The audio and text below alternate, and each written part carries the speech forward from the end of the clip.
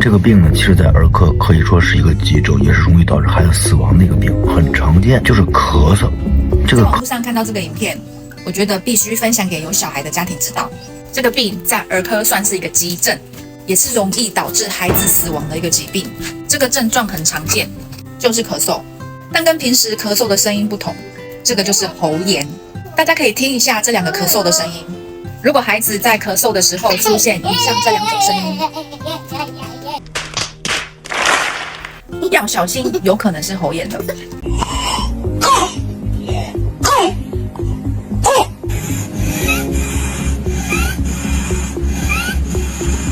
急性的喉炎会导致喉头的水肿，很快就会导致呼吸道梗塞阻塞，孩子喘不过气来就会窒息的。所以如果听到孩子咳嗽变成这个声音了，赶紧带孩子去医院，避免一些严重的情况出现。